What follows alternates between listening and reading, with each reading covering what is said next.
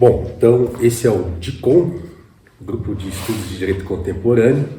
Essa é nosso terceiro encontro gravado, já fizemos diversos outros. O livro que serve de referência para a gente é o livro História Crítica da Filosofia Moral, do José Abá.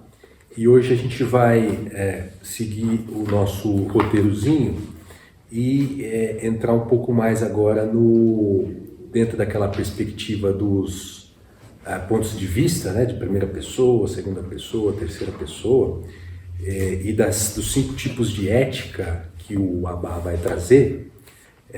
Hoje nós vamos começar a ver o primeiro deles, que é o enfoque aristotélico. E aí eu já acho que é interessante a gente já começar com uma provocaçãozinha que aconteceu comigo essa semana, né? E que é muito comum a gente ouvir falar, que é mais ou menos assim, a seguinte pergunta: você está discutindo alguma matéria, seja de direito, seja de política, seja de alguma coisa, e aí o interlocutor pega e diz assim, bom, então vamos fazer o seguinte, vamos deixar de lado a filosofia e vamos discutir isso, né? Então eu ouvi isso essa semana, né? Olha, foi muito legal o que a gente discutiu aqui, é uma boa filosofia, mas olha, na prática não é assim, né? Ou então um outro meme que está rodando aí pela internet de um advogado que foi fazer sustentação oral, e aí o desembargador, na hora do voto, falou assim, olha, muito legal o que você falou aí de filosofia e tal, mas eu acho que isso aí prejudicou o seu cliente. Se você tivesse falado de direito, eu acho que você tinha ajudado o seu cliente, né?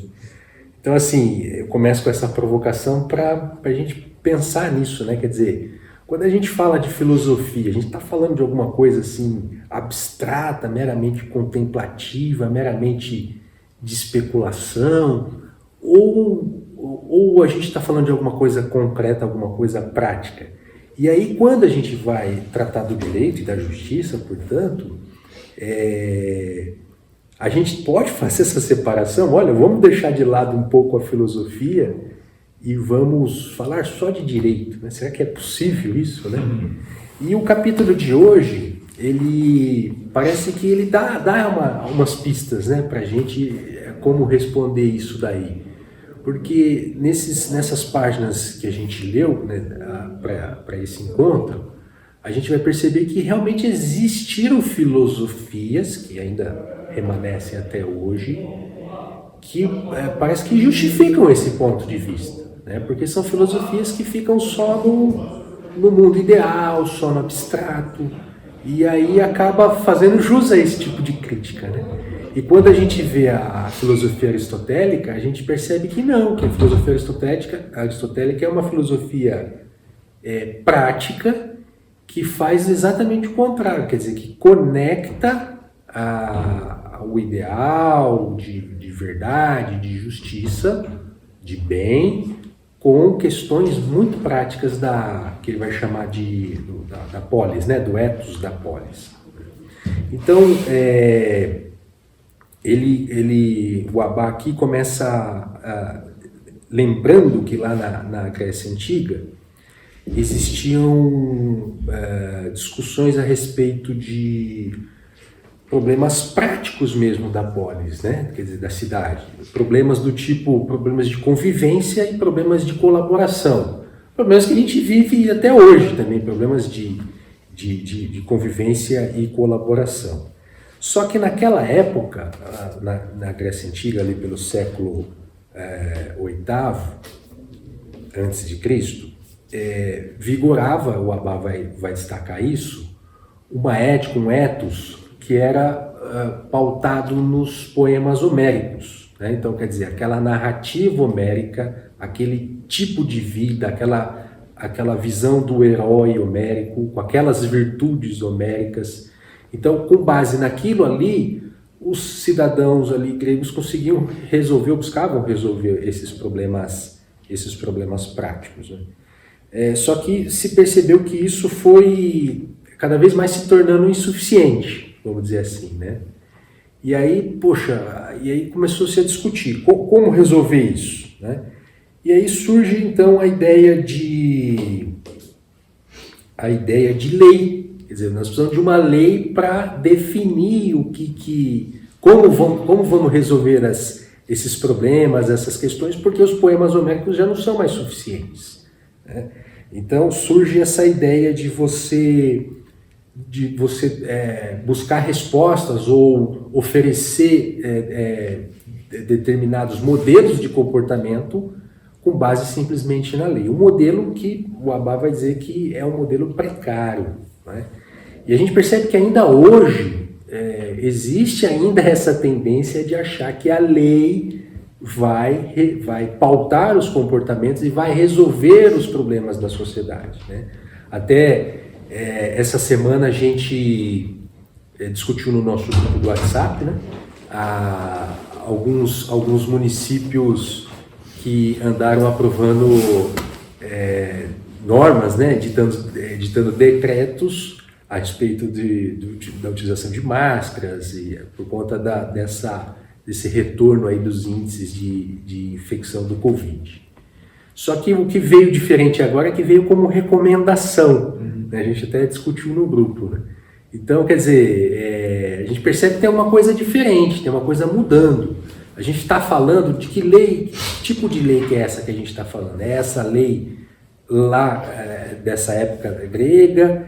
É um conceito de lei que vem aí com o Estado moderno, com os racionalistas? Ou nós já estamos falando de um conceito de lei diferente, mais contemporâneo?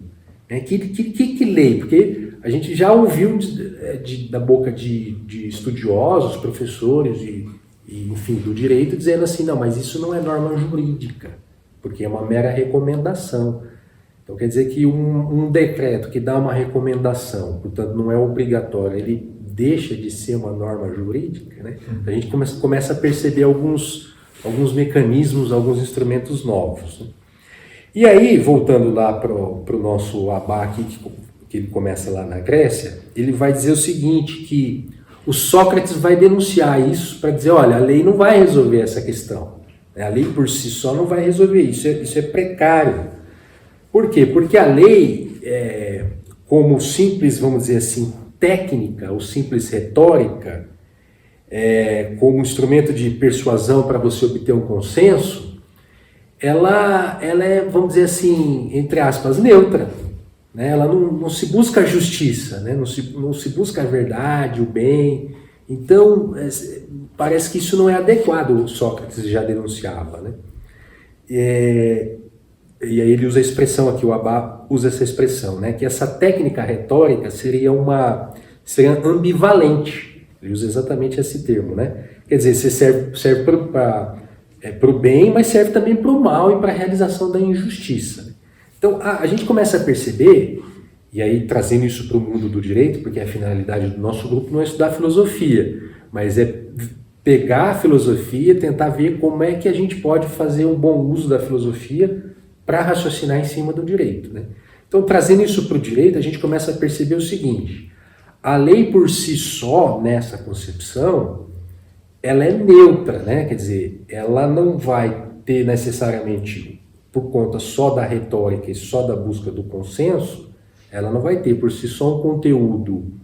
Ela pode ter um conteúdo bom, mas ela pode ter um conteúdo mal também. Então, como é que a gente vai resolver isso, né?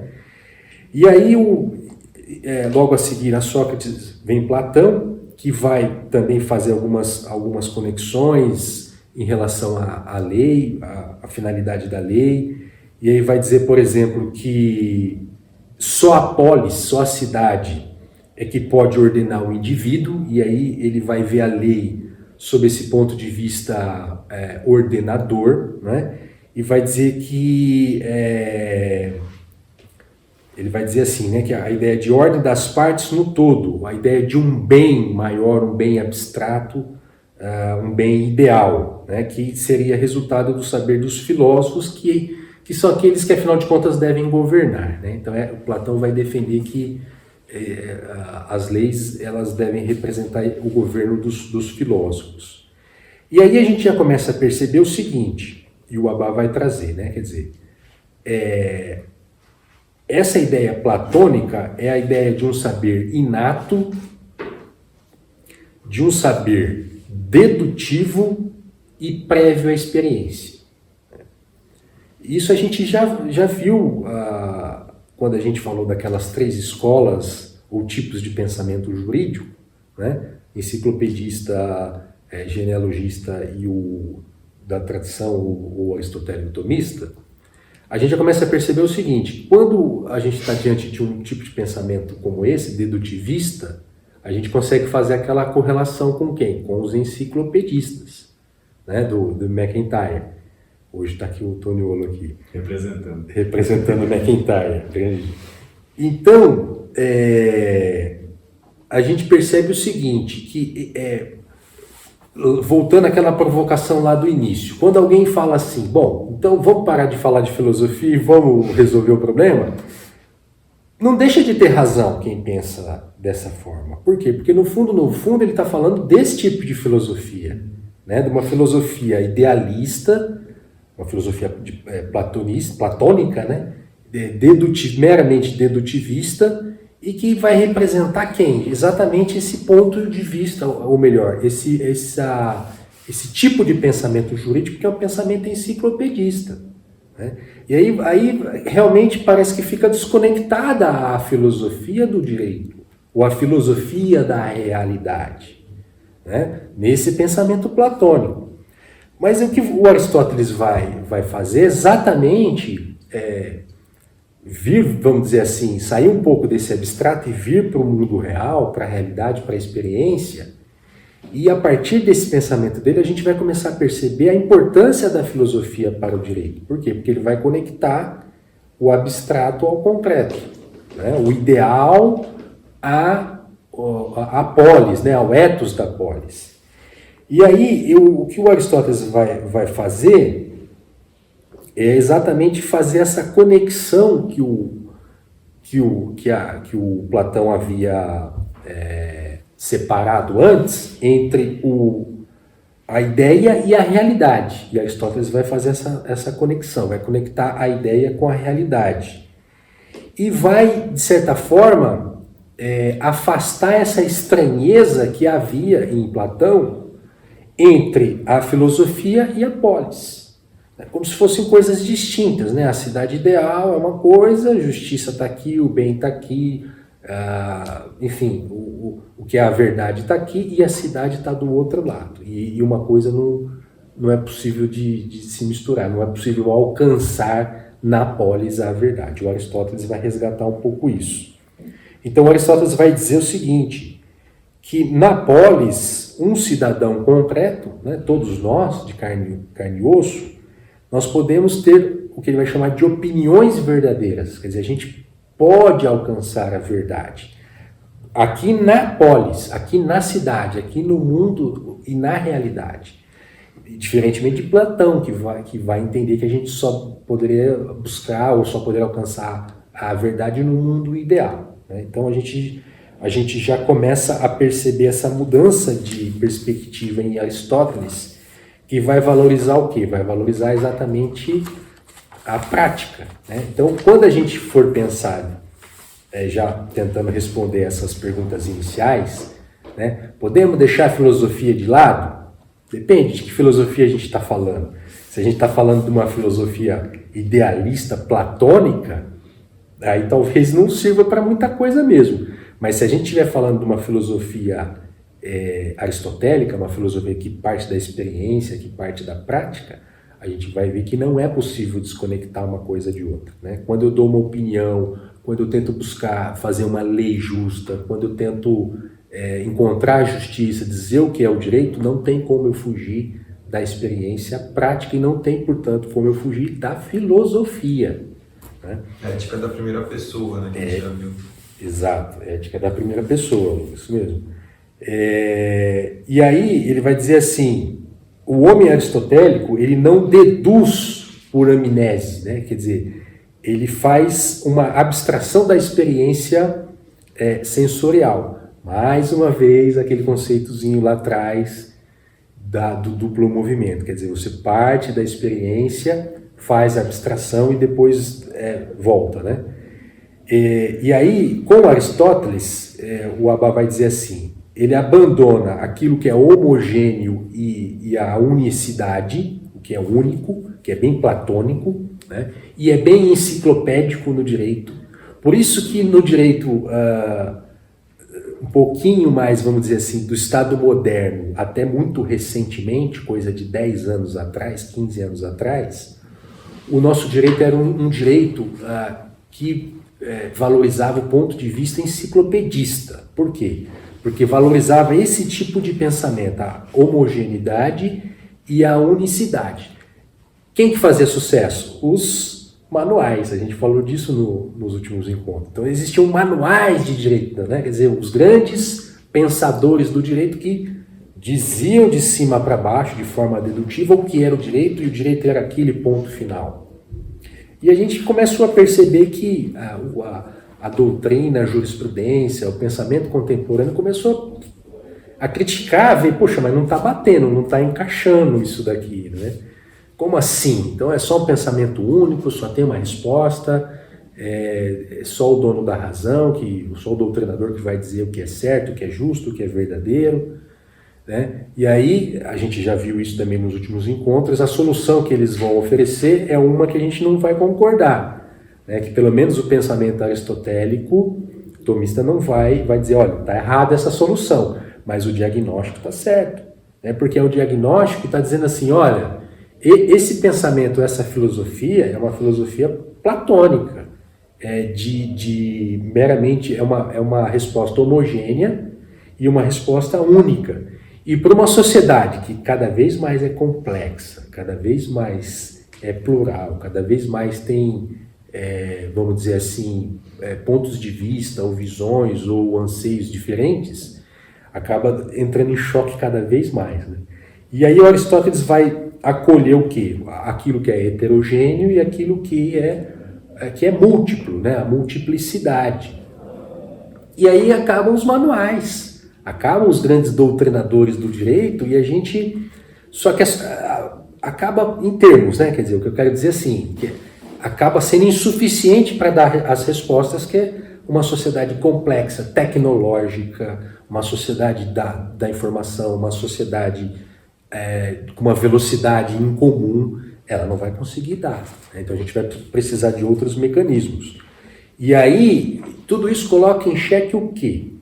Mais uma vez, a ideia enciclopedista, o pensamento jurídico enciclopedista, é um pensamento jurídico que focava simplesmente na lei ou na norma jurídica, no monismo jurídico, né, como uma única fonte do direito, vamos dizer assim. E aí a gente percebe que isso não vai ser suficiente, e aí vão surgir teorias, doutrinas novas, né? O pluralismo jurídico vai começar a crescer com força hoje. Só que o pluralismo jurídico ele pode seguir dois caminhos também. Ele pode seguir o caminho genealogista, do cada um faz o que bem entender, ou ele pode seguir o pluralismo aristotélico, que é um pluralismo que vai valorizar o quê? Vai valorizar a racionalidade, que vai valorizar todas essas questões que a gente vai ver aqui, né? Até aqui, pessoal, algum comentário? Tranquilo? Foi surgindo na minha cabeça, mas eu acabei esquecendo. Então vamos, já a gente fala então. Mais uma vez aqui ele vai fazer a distinção vai falar assim, olha, Aristóteles vai se posicionar de uma forma diferente de Platão. E mais uma vez ele fala do princípio da ação que está no ser humano. A gente viu isso nos últimos encontros lá na Ética Nicômaco, que o homem é o princípio da ação, não é? Mais uma vez, por isso que ele vai falar de ponto de vista da primeira pessoa, porque o bem ou o justo, ele não vai estar na lei em si, porque ela pode ser manipulada, ela é uma mera técnica. Ela é neutra, ela pode ser boa, mas ela pode ser ruim. Ela pode ser resultado, digamos assim, da utilização da retórica, dos antigos sofistas e, enfim, de outras pessoas que que estão ao redor da lei hoje, parlamento e assim por diante. E aí ele vai dizer o seguinte, mais uma vez, que a filosofia prática, e que é uma filosofia aristotélica, ela é uma filosofia que vai partir das aparências, né? Quer dizer, são várias aparências, que é partir da realidade, da experiência prática da polis. Então a gente já percebe que ele não vai partir de cima para baixo mas ele vai partir de baixo para cima, da experiência até a abstração, né? Ele vai destacar essa questão também. Aí ele vai dizer, mais uma vez, que ele parte ele parte do o que é, né? O que é, para chegar ao porquê é assim. Isso eu acho que é muito interessante também, é um conceito-chave para a gente, né? Quer dizer, o que é isso? E aí, esse é o problema das teorias contemporâneas, porque elas vão ficar nisso, elas vão parar por aqui, né? O que é isso? E aí eu caio na mera observação, né? Que o Abba vai chamar de ponto de vista da segunda pessoa, né? Que ele não vai fazer juízos de valor, ele não vai fazer perguntas do porquê, né? E o Aristóteles vai mostrar que essa segunda pergunta é uma pergunta importante, né? É um procedimento importante, né? Que é o procedimento dialético aristotélico, que o Abba vai dizer que é um procedimento tipológico. Por que tipológico? Porque ele vai partir do topos, né? Quer dizer, do lugar, ele vai partir daquela questão pontual e vai tentar resolver essa situação. Ele não vai partir de uma concepção abstrata, né? Na verdade, ele vai só fornecer um esquema mais geral, um rascunho, algo do que normalmente acontece.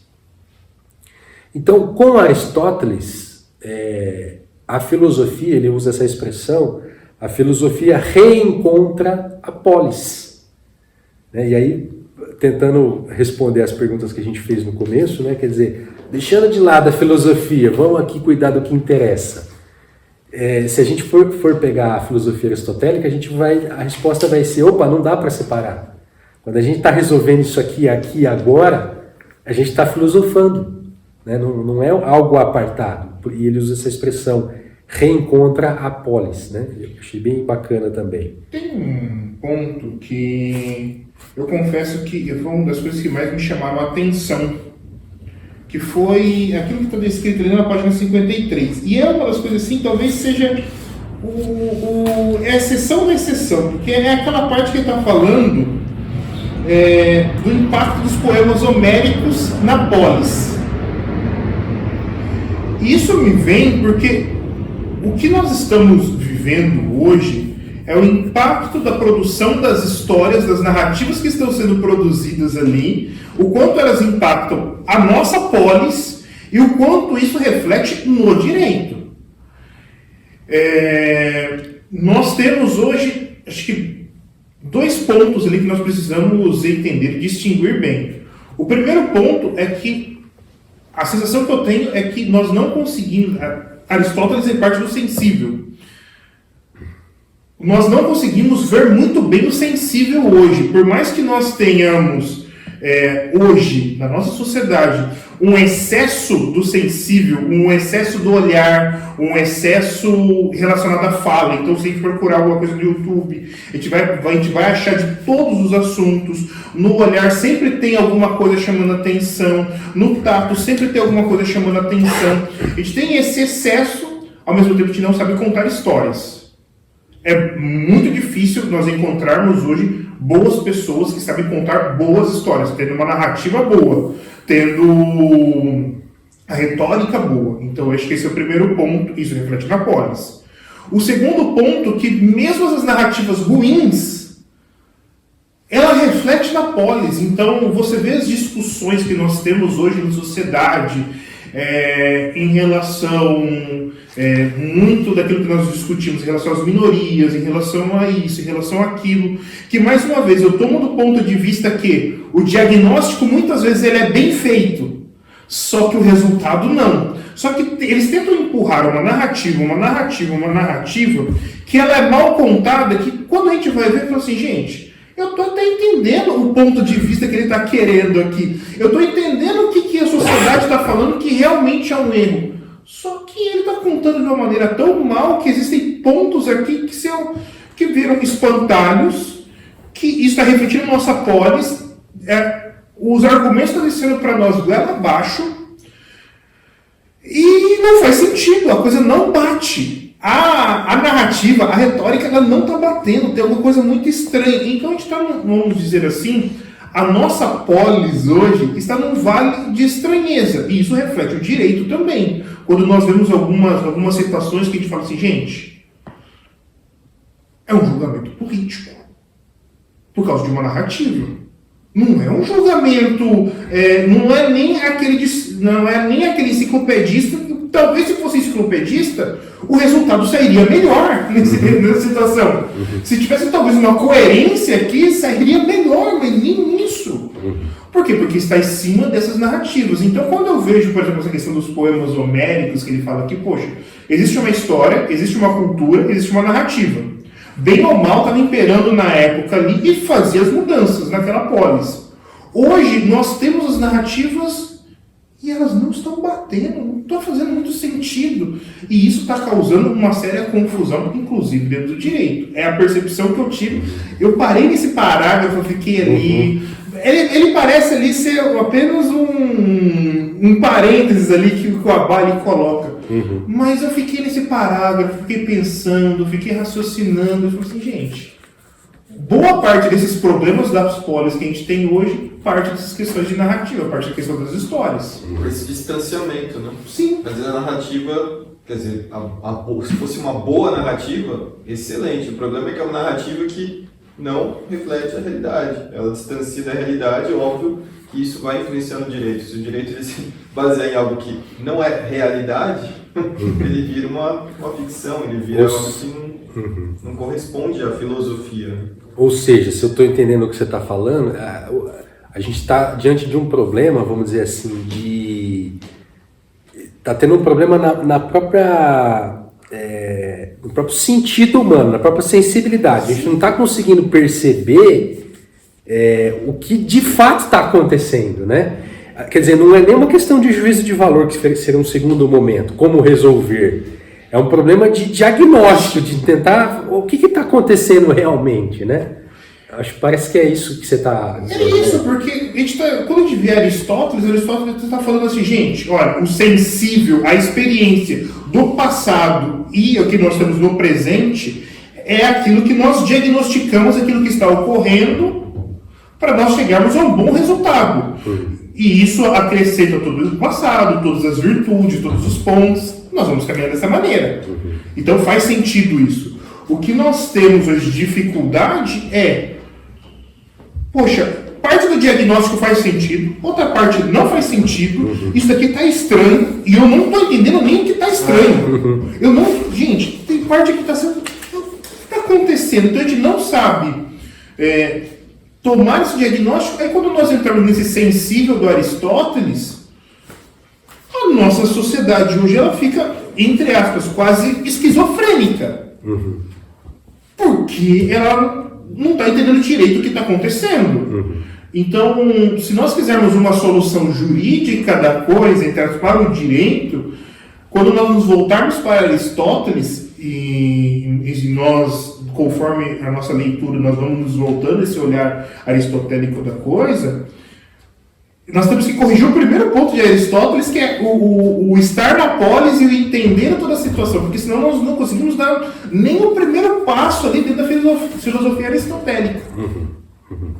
Que é, vamos dizer assim, como identificar a realidade, né? Talvez seja isso, né? Quer dizer, a gente não está conseguindo identificar sequer a realidade, o que está acontecendo, né?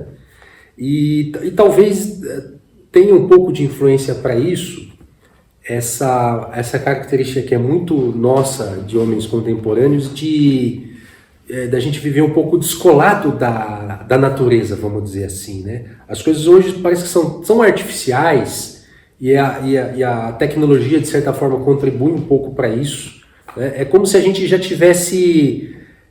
talvez o que você queria dizer, Vinícius, é assim, a gente já meio que antecipou sem saber um pouco esse metaverso, né? Quer dizer, a gente já estava vivenciando uma espécie de metaverso, né? Quer dizer, que a gente não observa mais o que é real, a gente não consegue mais escutar o som do pássaro, a gente não consegue mais ter atenção com o sol, que em determinado momento vai anoitecer, em determinado momento vai amanhecer, e aí, quer dizer, a gente fica descolado disso tudo e a gente fica meio que perdido.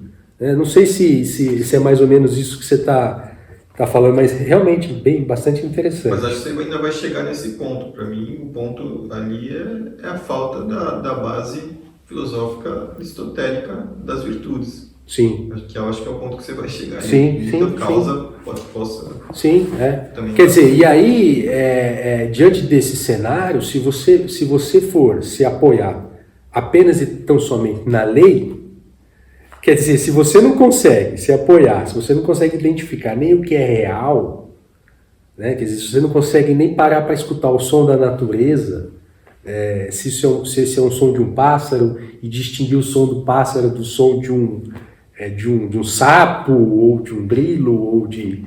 Se a gente não consegue fazer isso, quer dizer, como é que a gente vai se pautar apenas na lei? Né? Então, realmente, Lucas, tem sentido isso que você está falando, porque reforça a necessidade do quê? Mais uma vez, da gente resgatar a ideia de virtudes, e dentro dessa ideia de virtudes, uma delas, que eu não sei nem como é que ela poderia ser chamada, mas dessa atenção com a realidade. Não sei se teria um nome para esse tipo de virtude, né? Quer dizer, de olhar, a virtude de olhar, não sei como é que a gente chamaria isso, a virtude de olhar com acuidade, com atenção e conseguir identificar as coisas, né? Cairia na temperança, talvez? Circunspecção, pode ser. Não sei. Circunspecção cairia. Então, mas tem a ver com a temperança também. Uma boa definição, né? Então, bacana, bem legal. E aí, quer dizer, vai chegar um ponto que Aristóteles, diferente de Platão, ele não vai começar com a ideia de justiça na polis, né? Ou com a lei da polis que vai servir para educar o cidadão. Ele vai inverter. Né? Ele vai dizer que a justiça vai começar exatamente pelo cidadão, né? Por cada um de nós, né? Por cada indivíduo concreto. Mais uma vez, a virtude. Quer dizer, se a gente não tiver essa habilidade de circunspecção, de atenção, de temperança, de observação com cuidado do que está acontecendo ao nosso redor, a gente vai ser engolido por essa lei ou por essa legislação da cidade, que muitas vezes vai ser imposta de cima para baixo, e a gente não vai se dar conta nem do que está acontecendo. Né? Então, por isso que é importante, e essa virada de chave que o Aristóteles vai fazer, ela se justifica. Ele vai dizer assim, que a vida boa, ela só tem sentido na polis e graças à política. Né? E isso está em cada indivíduo. Isso também eu acho que é uma mudança de chave interessante, porque se a gente começar a pensar o direito, a justiça, não de cima para baixo, não da cidade para o indivíduo, mas do indivíduo primeiro consigo mesmo, depois com aqueles que estão mais próximos, e depois para a cidade, parece que faz todo sentido, né? Essa inversão. E aí talvez a gente pudesse chamar isso aqui de até usa essa expressão, né? De microdireito. Né? Aqui está o microdireito, né? Quer dizer, ou microlegislação, vamos dizer assim. Né? Por quê? E por que ela é importante? Porque nesse pensamento platônico mais tradicional e que o Estado moderno, os racionalistas vão trazer, da lei como uma norma geral, abstrata, imposta de cima para baixo, da cidade para educar o cidadão, se a gente for ficar só nesse raciocínio, a gente vai encontrar essas dificuldades. Quer dizer, isso vai ser bem dedutivista, bem abstrato, bem platônico. Mas se a gente fizer o caminho oposto, se a gente começar pelo microdireito, pela justiça, pelas regras de convivência nos pequenos grupos, na família, nos pequenos espaços, e aí sim, isso alimentar as leis da polis, talvez a gente consiga um ganho, né? Você ia falar alguma coisa? Já que eu nunca falo. Fala aí. É que me vieram duas coisas quando você estava dizendo aí. O primeiro é isso do deslocamento, né, da justiça, vamos dizer, partir da polis para o indivíduo e fazer o movimento contrário. Tem a ver com o que eu estava pensando nesses tempos, que parece que a filosofia política moderna, o direito moderno, ele se preocupa muito em ter instituições justas ou estruturas justas, não sei o quê, e justiça aí mais no sentido de liberdade, né, de você garantir a liberdade de todo mundo. Enquanto que parece que o direito antigo, a filosofia política antiga, foca mais na virtude da pessoa. Eu acho que tem uma grande diferença, assim, eu estava até pretendendo escrever alguma coisa a respeito, porque, no fundo, o ideal é que as duas coisas estivessem juntas, né? Mas eu acho que tem uma diferença bem grande, né, entre as duas coisas, né? Você focar na instituição, assim, como se fosse um aparato mágico para garantir a justiça, e se você não tiver uma pessoa justa em cima e embaixo, a coisa não vai funcionar. Exatamente. E contando, claro, com as injustiças que vão acontecer, né? E o segundo ponto, que aí eu viajei pra caramba, não sei como é que eu vou conectar com o que você estava dizendo, mas eu estava vendo uma questão da Suma Teológica, que o São Tomás diz que basicamente ele está analisando se no estado de inocência, vamos dizer assim, antes da queda, ou seja, antes do pecado original, antes da humanidade dar errado, vamos dizer assim, ainda existiria sociedade. Ainda existiria, ele chama até de domínio, ou seja, de uma estrutura hierárquica, vamos dizer assim, se ainda existia uma sociedade nesse sentido, né? E ele diz que sim, mesmo se, quer dizer, o ponto é, mesmo que a gente considerasse o pecado não tendo acontecido, ainda existia sociedade. E isso quer dizer o quê? Que na filosofia moderna também se parte da ideia de que a sociedade só existe porque o homem precisa do outro, porque senão ele não consegue se lidar sozinho, senão cada um ia se matar, sempre parte desse pressuposto, né? Parece que é uma visão negativa, ou seja, parte da precariedade do ser humano, enquanto que na filosofia tomista, por exemplo, você parte do contrário, você parte que a sociedade é um aspecto positivo, né? Sim. Para o enriquecimento mútuo, vamos dizer assim. Então, eu acho que são duas ideias que de algum modo se juntaram na minha cabeça, assim. Não, e eu acho que tem tudo a ver, se conectam, né? Porque hoje em dia realmente existe uma ideia de que são as instituições que vão resolver os problemas da humanidade, né? Eu acho que isso é muito real. E a gente vê que não é assim, não vão resolver os problemas. Você pode... E vamos falar concretamente do Poder Judiciário, independentemente de estrutura, né? A gente percebe que desde a Constituição de 88, a instituição ou a estrutura do Poder Judiciário ela cresceu demais.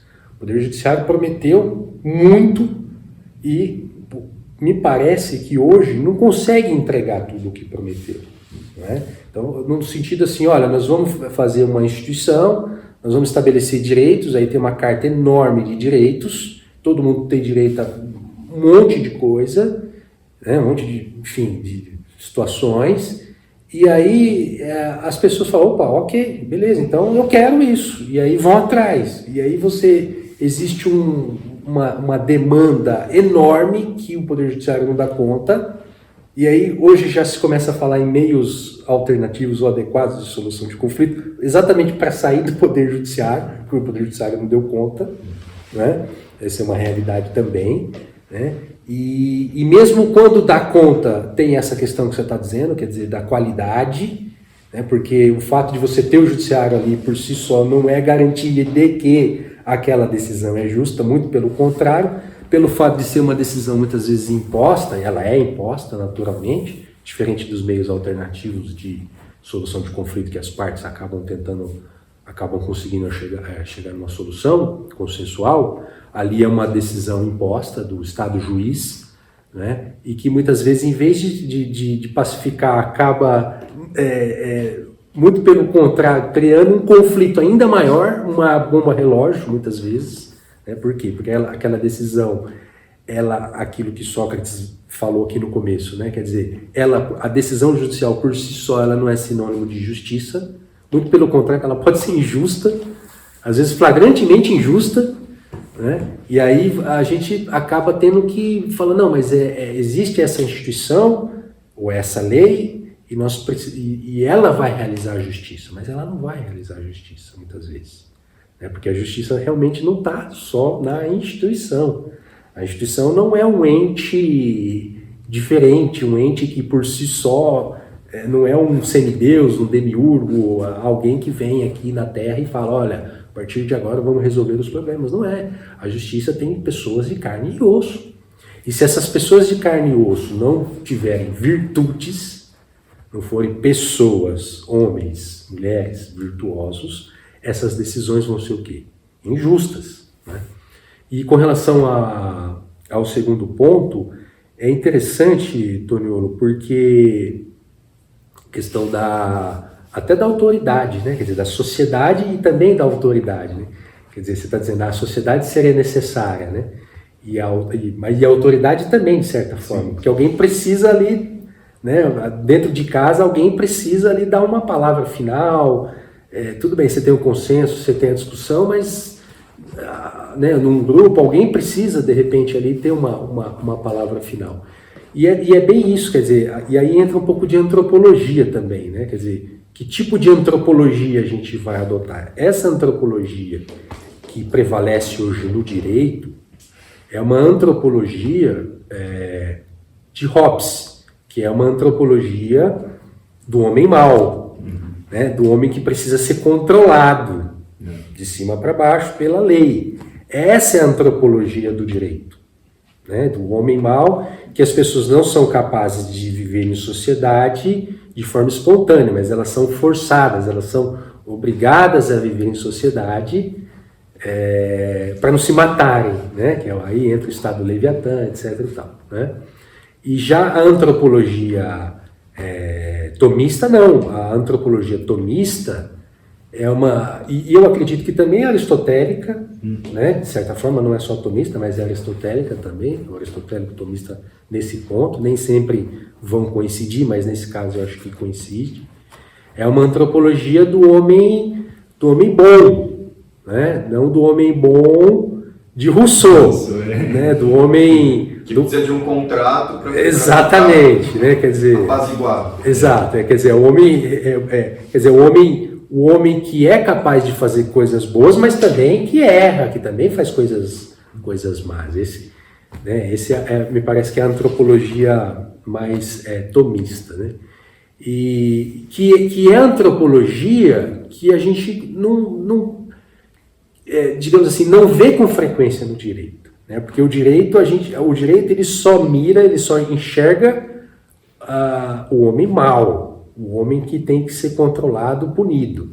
Dificilmente ele enxerga o homem bom com essa antropologia. Por isso que nessa semana, quando a gente trouxe o exemplo da legislação do município, que em vez de obrigar o uso de máscaras, recomendava, quer dizer, as recomendações, de certa forma, não deixa de mudar um pouco essa chave do homem mau para o homem que pode fazer alguma coisa boa. Eu tenho conhecimento técnico, Estado, município, Ministério da Saúde, tenho conhecimento técnico, eu acho que isso pode ser bom para você. Olha, estou te recomendando isso. Como eu sei que você é bom, você vai naturalmente cumprir isso, a menos que você ache que tem um conhecimento maior que o meu, que aí você não vai cumprir, né? Então, parece que faz todo sentido realmente e conversa bastante com tudo isso daqui. Me deu um estalo agora, Rafael, essa ideia de recomendação, sendo também essa norma jurídica, o que talvez também cause estranheza e as pessoas, a ponto de falarem que não é direito, não é uma norma jurídica por ausência de sanção, talvez seja também no campo do conceito de liberdade, né? Aí, para mostrar como a filosofia como é necessária a filosofia para o direito também. Entender direito, esse conceito de liberdade. Porque para a pessoa, a liberdade eu faço o que eu quero. Exato. Eu não estou obrigado, Exato. Isso não é direito. Exatamente. O erro já parte ali de entender a liberdade como algo assim, como se fosse algo o que me restringe, o que não me restringe é a liberdade, né? Essa Exato. ideia equivocada que parte da filosofia. Ele vai falar isso aqui, nesse texto que a gente lê, ele fala da função normativa, função normativa, né? Quer dizer, faz todo sentido, realmente, porque o direito ou a justiça não é só aquilo que é mandado, aquilo que é obrigatório, aquilo que é imposto. né? O direito é aquilo que é o bem comum, vamos dizer assim, que é um conceito bem thomista, né? Então, quando eu faço uma legislação, um decreto, uma recomendação, uma diretriz, para nós aqui do regime ou do sistema ou da tradição romana ou germânica ou continental europeia, né, do civil law, a gente tem dificuldade de enxergar o direito que não seja o direito com sanção, né, a norma jurídica que sanciona. Mas no common law, no sistema anglo-saxão, isso é muito comum, né, os standards, as diretrizes, as recomendações, isso é comum, isso não é estranho para eles. Então a gente começa a perceber a influência dessa tradição mais, vamos dizer assim, inglesa, mais anglo-saxônica, também no nosso direito. E essa legislação que saiu agora recentemente em vários municípios e alguns estados, eu acho que revela um pouco isso também, né?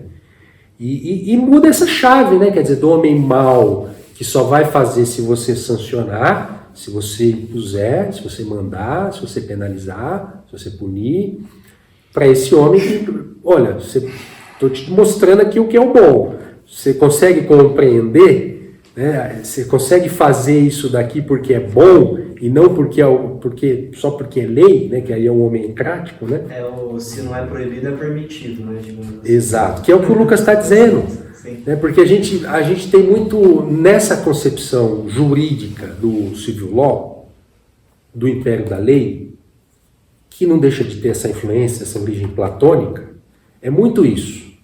A lei está mandando eu fazer? Não. Então eu posso fazer o que eu quiser. Né? Que é até um brocardo, isso é jurídico que a gente está acostumado. Né? O que a lei não proíbe, eu posso fazer, mas não é bem assim. Como assim eu posso fazer o que eu quiser, o que eu bem entender? Né? Porque a lei não proíbe, eu posso fazer o que eu bem entender? Não é essa a ideia ou conceito de bem comum, de justiça. Né? Então, acho que é um outro conceito também que eu acho que ele vai falar aqui, eu não tenho certeza mais para frente, mas aquela distinção das liberdades, né?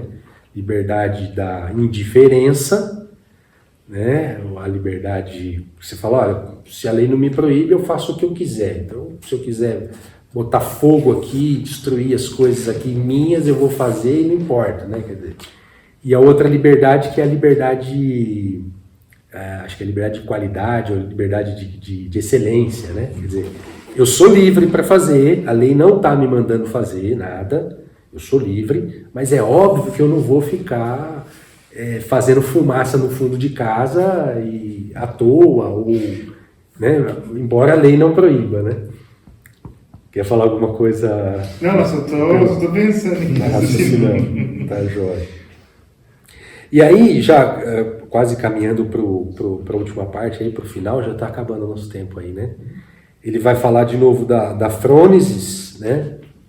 Que é o saber prático do indivíduo que conduz bem a própria vida, a importância da frônesis, que hoje seria a nossa prudência, que está toda desvirtuada aí a ideia de prudência, né? O que é a prudência? Hoje a prudência é vista mais como uma espécie de cuidado, de zelo, olha, não vou fazer, do que propriamente algo como sagacidade, como ser resoluto para fazer as coisas o mais rápido possível, enfim, né? Quer dizer, até o termo foi sendo alterado. E aí ele vai já chegando perto do final aqui desse capítulo que a gente se propôs a ler, exatamente isso, Lucas. Ele vai dizer assim, que a ética ganha contornos ou ganha uma função normativa. Né? Quer dizer, porque aí eu percebo o seguinte, olha, e a importância da filosofia da ética está aí, quer dizer, se eu vou raciocinar e tentar buscar o que é o telos, o que é o bom, o que é o justo, isso se torna mandatório para mim. Não precisa nenhuma lei falar. Então a ética passa a ter essa função normativa, não a lei, entende? Mas todo esse raciocínio, essa reflexão que o indivíduo vai fazer se torna normativo para ela. né? Eu vou dar um exemplo bem bobo assim. Uma vez eu assisti uma reportagem do pessoal que era catador de reciclados, e aí foram entrevistar lá uma senhorinha, ela falou assim, poxa, essas caixinhas de leite aqui, quando a senhora pega aqui, como é que é trabalhar com isso e tal? Ela falou, olha, é o seguinte, quando a caixinha chega, essa caixinha de leite, eu vejo que ela normalmente tem resto de leite, ela chega assim com um odor muito ruim, insuportável. Então assim, se essa caixinha viesse um pouquinho mais limpa, passasse uma aguinha ali para tirar o leite para não ficar o azedume, nossa, ia facilitar tanto o nosso trabalho. Eu ouvi isso daí, toda vez que termina um leite em casa, assim, eu vou colocar ali, eu falo assim, puxa vida, não dá para deixar o resto ali, você precisa passar uma aguinha, tirar aquele resto de leite que está ali, porque você sabe que alguém lá na frente vai pegar e vai falar, poxa. Então assim, mas no nosso pensamento contemporâneo moderno, o que falta fazer? Falta alguém que propor um projeto de lei para dizer assim, olha, quando você for descartar uma caixinha de leite, é obrigatório você passar uma água e entregar o reciclado. Colocar o papel no elevador, assim. Sob pena de sanção. Você acha que precisa disso? Não é verdade? Então, assim, eu acho que é o típico exemplo assim, de que a gente precisa estar atento, e aí voltando ao que você falou, a realidade, as coisas, o que está acontecendo, o que as pessoas estão falando, né? O que as pessoas estão sentindo, né? É uma questão de empatia mesmo, né? O que estão precisando, como é que as pessoas estão vendo isso, né? Perceber mesmo, ter essa prudência aí como é que é a circunspecção, quer dizer, prestar atenção no que está acontecendo para a gente pautar o nosso comportamento, porque isso também é jurídico, isso também a gente está falando de justiça, dar a cada um, o que eu vou dar para aquela pessoa, uma caixinha de leite fedorenta ou uma caixinha de leite sem aquele odor que eu posso... Isso também é uma forma de praticar justiça? Me parece que sim, né? Então, enfim, essa ideia da ética enquanto função normativa, né? Dentro da filosofia política. E aí ele vai concluir dizendo que tudo isso daí, no fundo, depende do quê? Não é das leis, depende da virtude, né? Por isso que ele vai dizer que ele vai chamar essa ética de ética aristotélica, ética da primeira pessoa ou ética das virtudes, né? Também é um outro nome que vai receber. Enfim, e aí, acho que tem um último comentário aqui, se alguém quiser falar também pode ficar à vontade. Faz todo sentido, né, Rafa, isso. É impressionante como educar nas virtudes, né? O que ele fala, né? Não só o que, mas o porquê. E aqui, você tem um sentido, né? Poxa vida, você se educa, esse exemplo que você deu, você se educa, você se forma, você faz com um porquê, né? Quer dizer, você mudou enquanto ser humano. Se isso não é também alterar a realidade, portanto, se isso não é jurídico, né? Poxa vida, tem que ser, né? E aí fica muito clara essa necessidade da junção mesmo, e não da separação do direito com a ética, né? São duas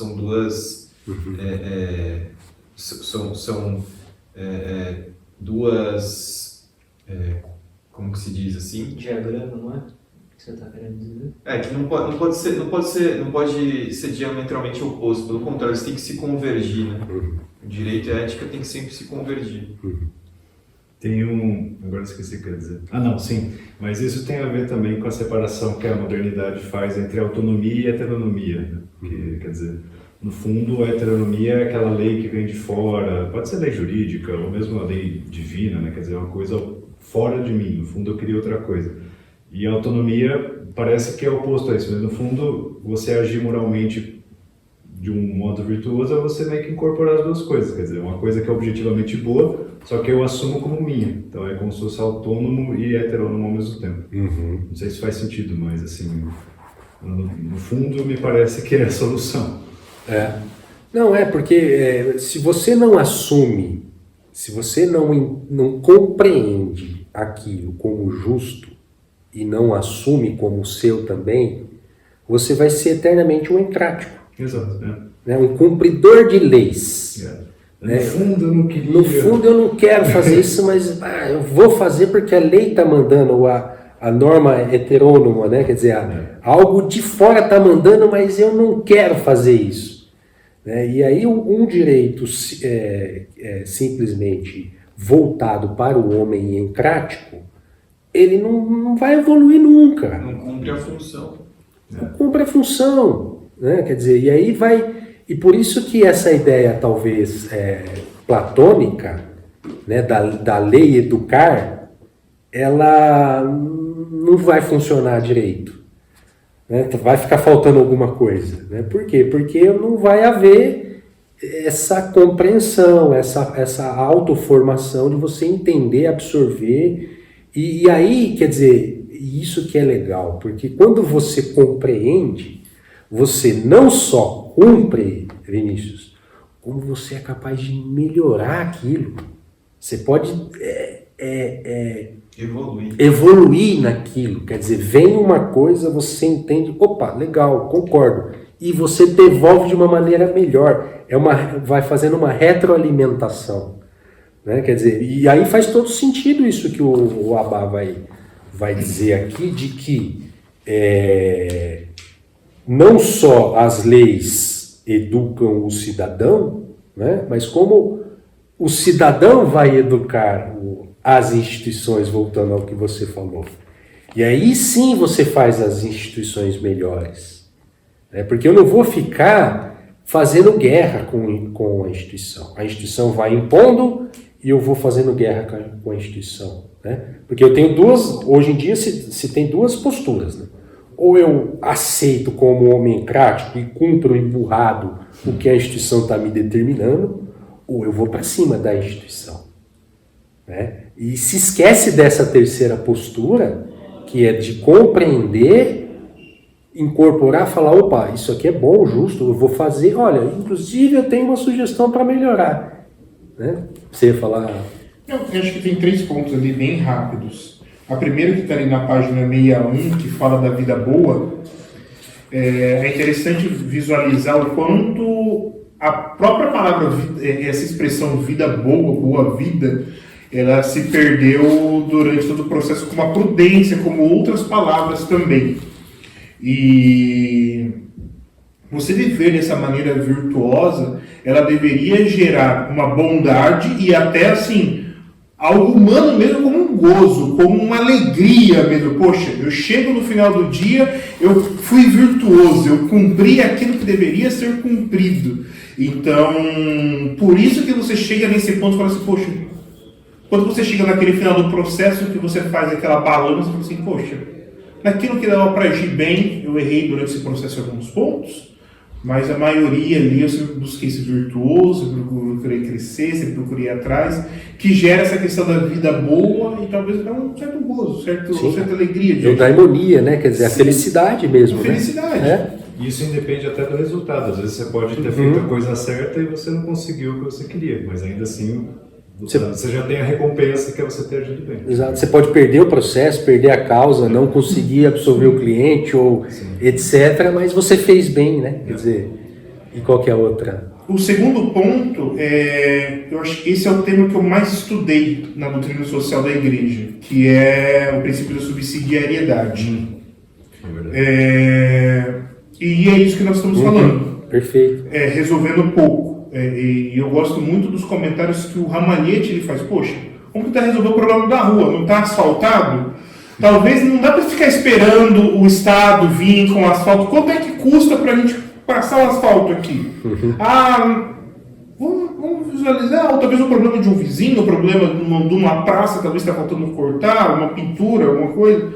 Então, esse ponto ali de tentar resolver o micro. E eu consigo enxergar muito forte o micro hoje, que tem essa possibilidade de prerrogativas que nós vimos em situações anteriores, que são os condomínios.